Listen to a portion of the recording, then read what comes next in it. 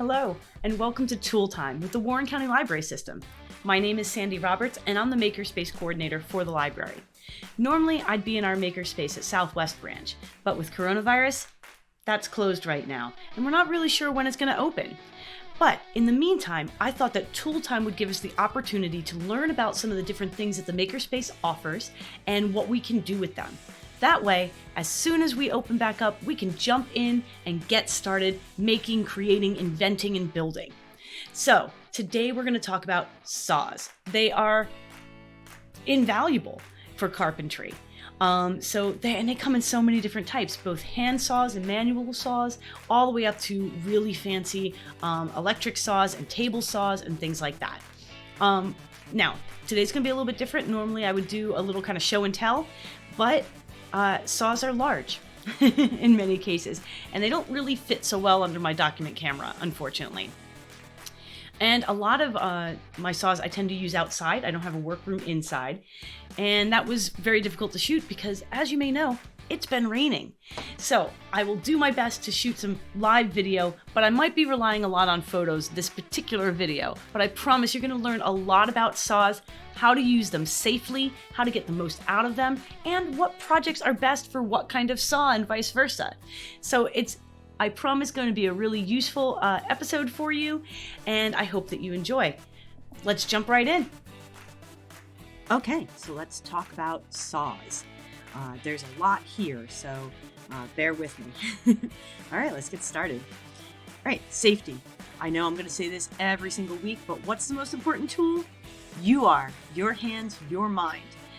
So that said, protect your most important tool. Wear your protective gear, stay alert at all times. That is especially important when using a saw.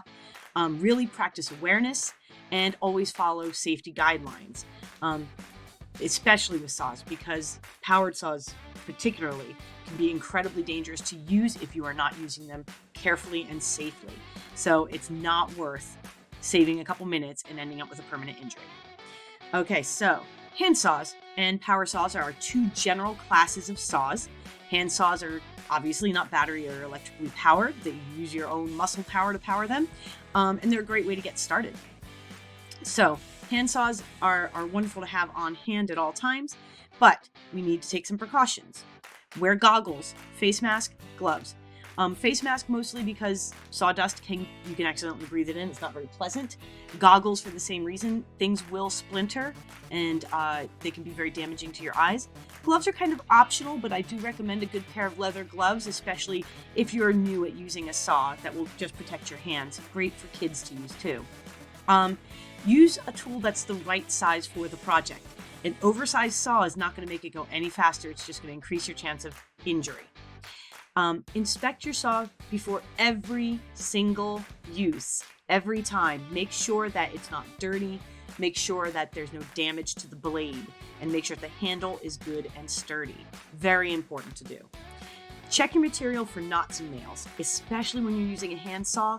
Your saw can get bound. If it hits a knot, it can get damaged if it hits a nail, and both of those things can increase the chance of injury to you. Don't test the sharpness of the blade with your hands. Test it on some scrap wood. Okay, it's a really easy way to cut yourself. Start slowly and then speed up as you go. This will both keep you safe, but it will also make sure you get a cleaner, more accurate cut.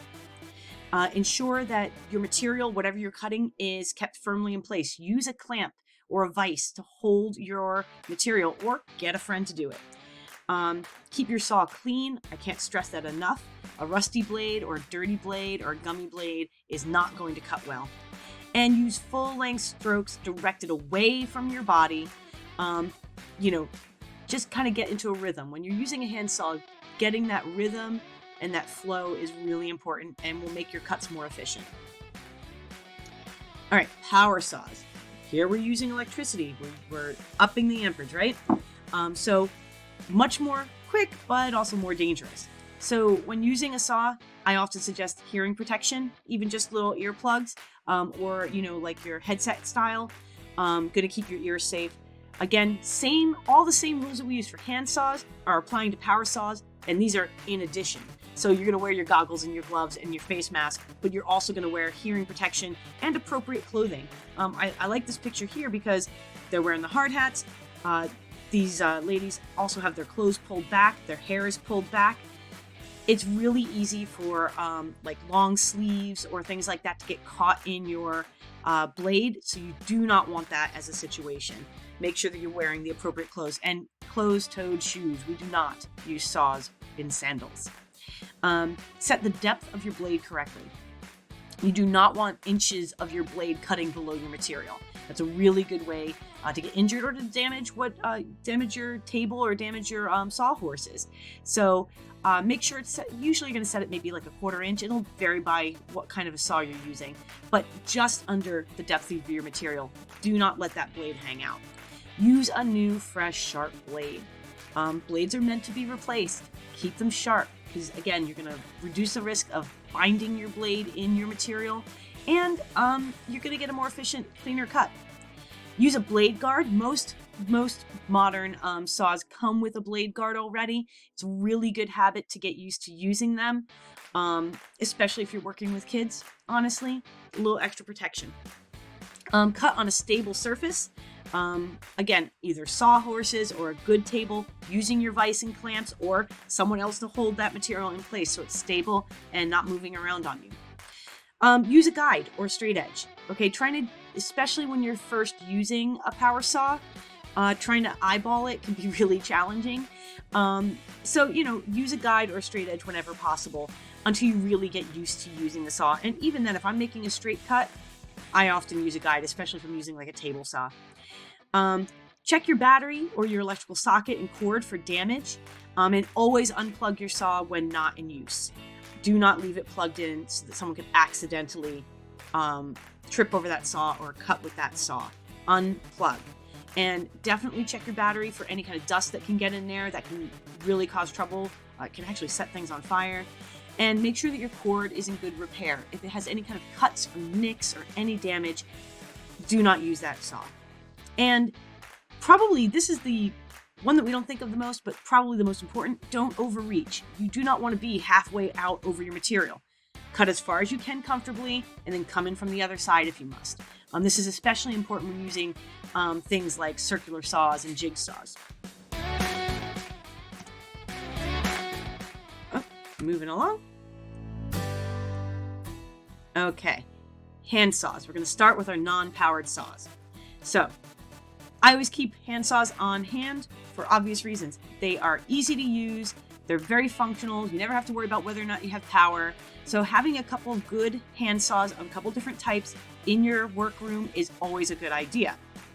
So you do need to choose the right type of saw for the right kind of project and for the right kind of cut. One type of saw will not do it all. There are at least 10 different types of hand saws. We're going to look at some of the most common. Here we go. So your crosscut style. This is kind of your classic saw. Good all-purpose woodworking saw.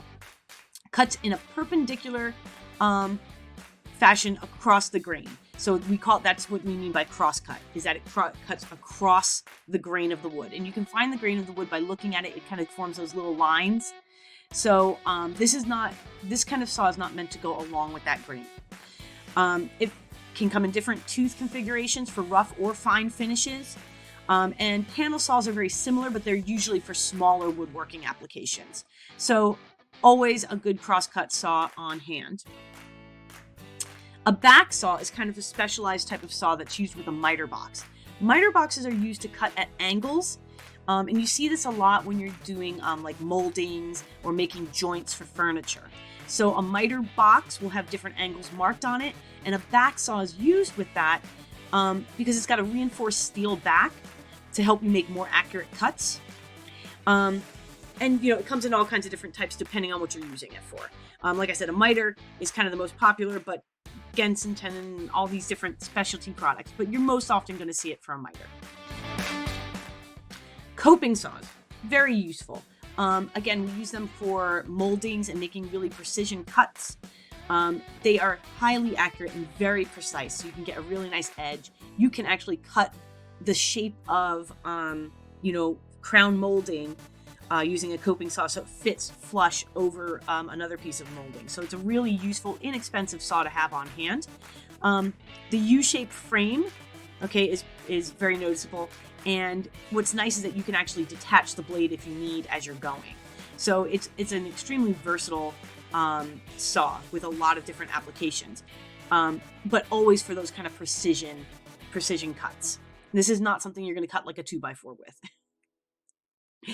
Keyhole saws, gotta have one in your toolbox. Sometimes they're called jab saws or compass saws, even drywall saws, but they're meant to cut shapes out of wood or plywood or drywall. So you might be cutting a hole, or they're especially useful with drywall when you're cutting a hole for an outlet.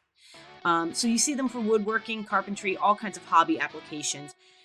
They come in different lengths and different tooth configurations, different types of handles too. You see a couple different types.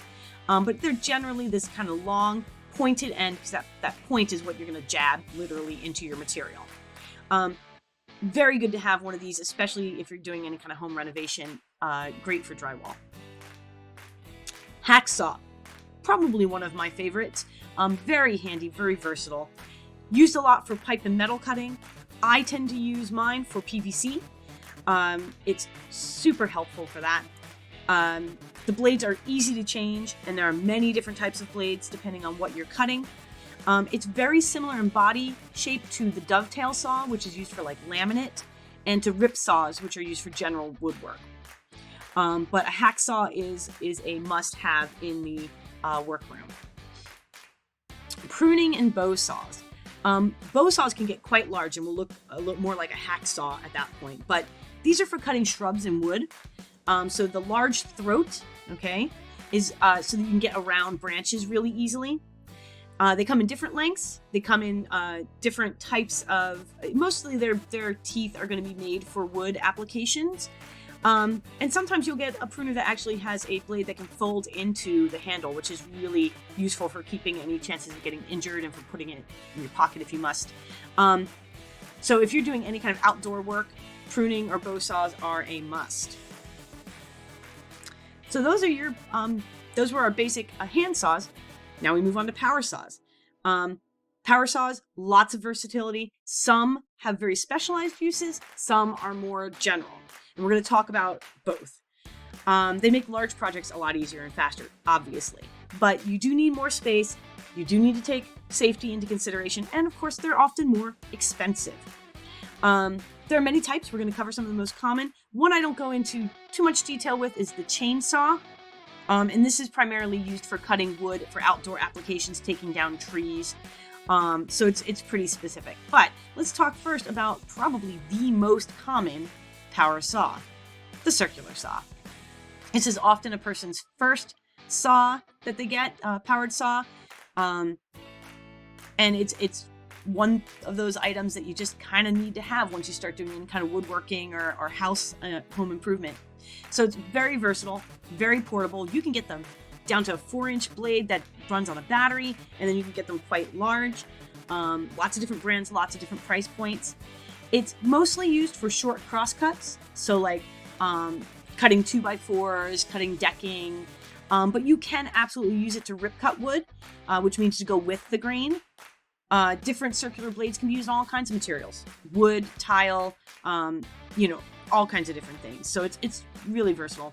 You can find them battery powered and corded, and you can actually use them to make bevel cuts and 45-degree cuts. So this is this is going to do a straight cut, but you can do a lot with it. So this is often the first saw that you'll invest in. Reciprocating saws. These are mostly used for demo work when you're remodeling. So I have used my reciprocating saw to literally take out entire walls. Depending on the blade, you can cut through anything. Wood, I've cut through beams, you can cut through drywall, you can cut through metal piping, PVC.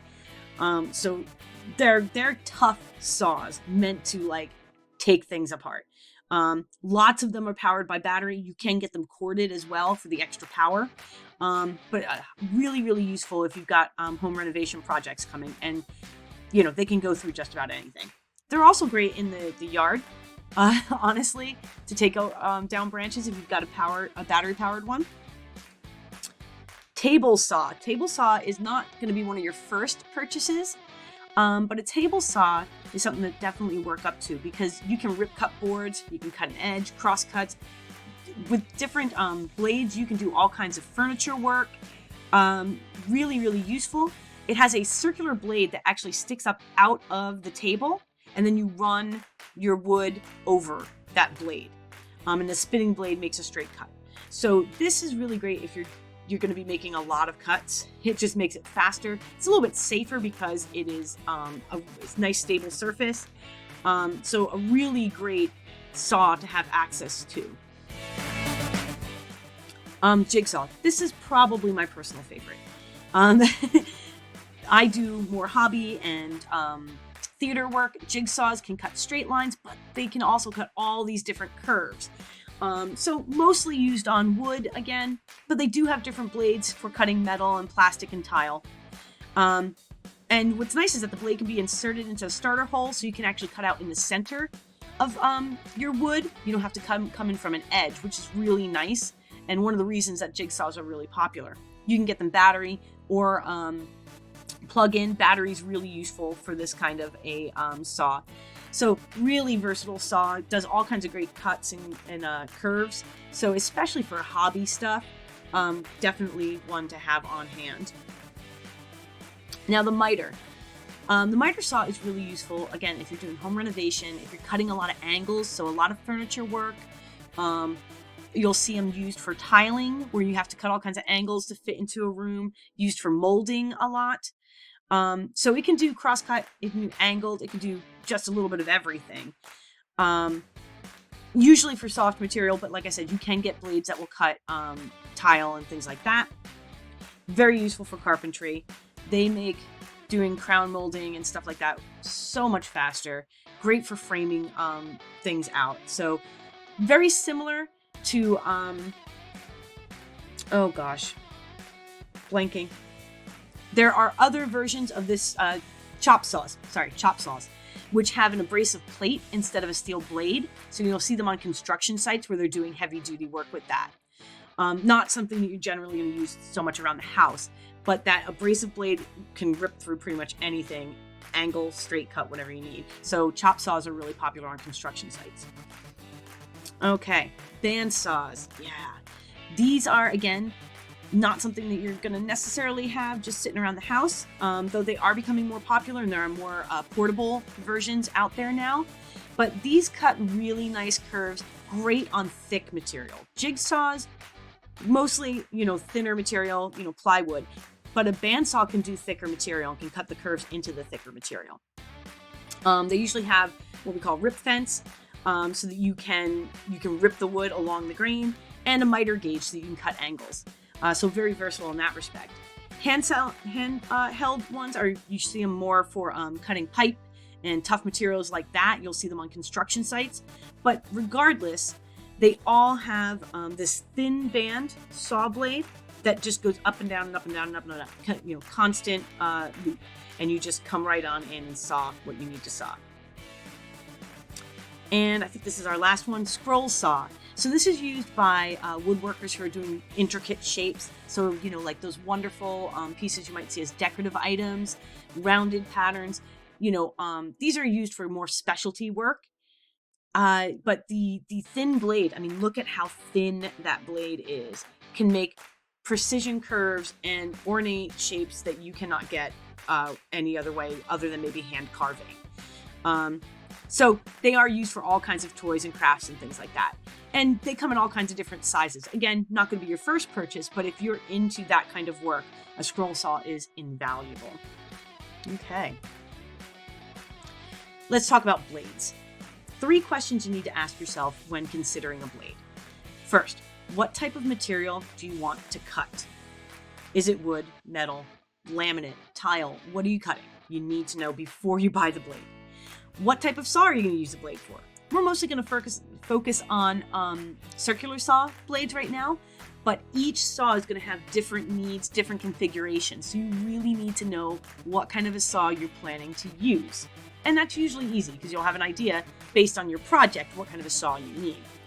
And if it's a power saw, you really need to know how powerful it is and what size blade the manufacturer recommends. The power of the saw is going to affect how fast that blade moves.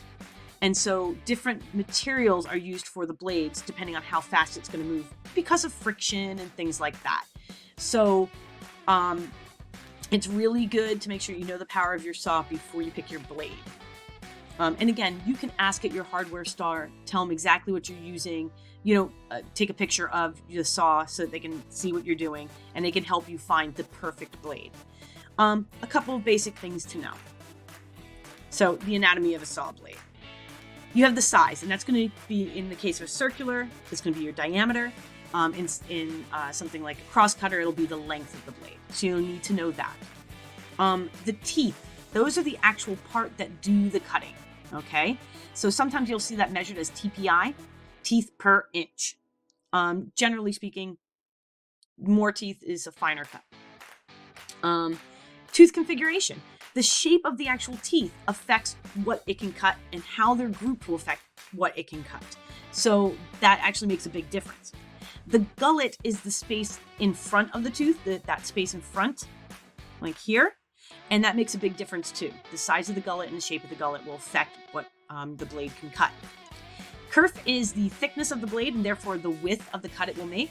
Very important when you're using something like a table saw or a circular saw, depending on, the accuracy you need. The rake angle is the angle between the face of the tooth and a line drawn from the center of the blade. And that really just affects, again, how it's going to cut through your material. Generally speaking, the more shallow it is, the harder the material you can do. The more angled it is, the softer the material.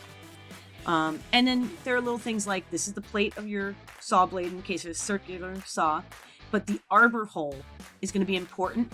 That is the diameter of the hole where you're actually attaching your blade. So many saws will have a arbor hole that you need to actually attach it with. You want to make sure you have the right bore size, otherwise your blade is not going to sit safely on your saw. All right, blades with more or finer teeth yield a smoother cut, whereas blades with fewer or larger teeth will go through the material faster, but it's going to leave a lot rougher edge. So you have to decide for yourself which is preferable. If you're going for speed, you're going to go for fewer, larger teeth. If you're going for something that really needs to be smooth, you don't want to do a lot of sanding afterwards, you're going to go for finer and more teeth.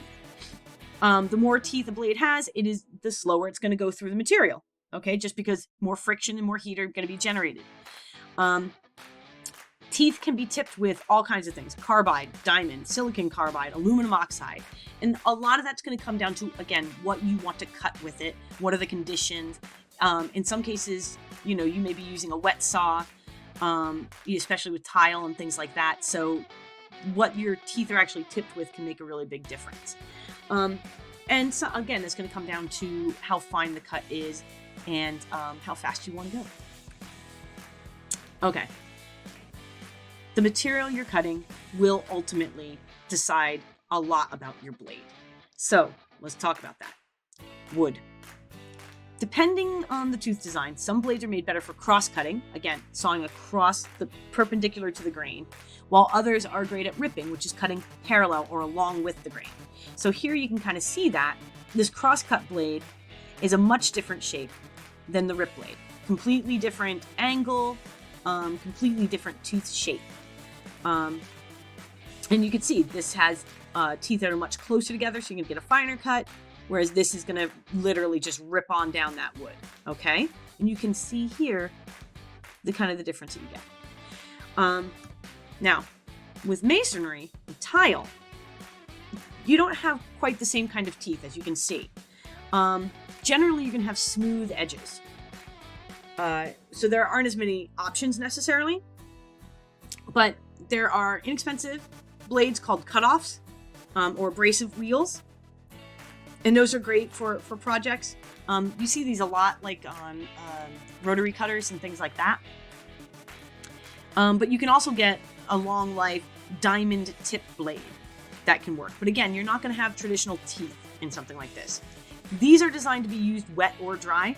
Wet cutting keeps the blade cooler, which is really important when you're going through things like masonry and tile, because you generate a lot of friction with that hard material. And using it wet can actually extend the blade life. So the material that they're made out of is, presume is made assuming that you may be using it wet. So they're kind of special that way. But this kind of a blade will not cut wood and vice versa. So you can't really mix it up there. Metal.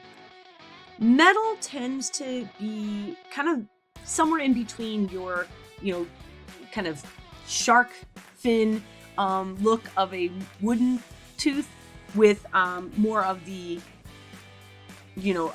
wheel that you get with a masonry. So you get kind of these almost squared off teeth. But they are more expensive because the shape of that tooth is a little harder to produce. And they have to be made of, obviously, really strong material. And you can see, again, on your blade, you're often going to see what's the diameter, how many teeth, what is it made of, what RPM, okay, how fast can this spin, what's the arbor size, and you're going to look for all that. The tooth count on a metal blade is going to start higher than wood simply because it needs it to be able to get through the metal. But it's got a very different shaped tooth. So again, you can't really confuse these, and you need the right one for the right project. Okay. So that's kind of quick and dirty, everything you need to know. It's really important before you start a project that you go in and make sure you have the right blade, that you're using the right tool. If you're not sure, ask at the hardware store or come on into the Makerspace and ask, and we can help you figure out what you need for your project. Here on Hunker, I've mentioned this website before, but they have the Homeowner's Guide to Saw Blades, and it is comprehensive and goes through each different type of power saw and hand saw and talks about exactly what to consider for blades. So that's a great resource if you are unsure. And then Home Depot has great guides to types of power saws and hand saws with a whole lot of different places to kind of compare. So I don't usually try to point out when places trying to sell you stuff, but they have really nice charts that are really useful to understand what kinds of projects different saws might be useful for. So those are two resources that you can check out. Okay, so that's saws. It's a lot, but they are versatile, useful items to have in the tool room. Okay, I hope that you learned a lot about saws. I actually learned a lot as I was researching this. So I hope that you enjoyed this episode of Tool Time. We'll be back again next week at 5 p.m. Next week, we'll be talking all about different ways to cut materials without saws. So we'll be using craft knives, box cutters, digital cutters, all kinds of really exciting things. So come on back then. Thank you so much for joining me. Once again, my name is Sandy Roberts. I am the Makerspace Coordinator for the Warren County Library System. Sorry we can't be together in the Makerspace right now, but in the meantime, we can get together online and learn together. I will see you again next week at 5 p.m. for Tool Time. Stay safe, stay healthy, keep building.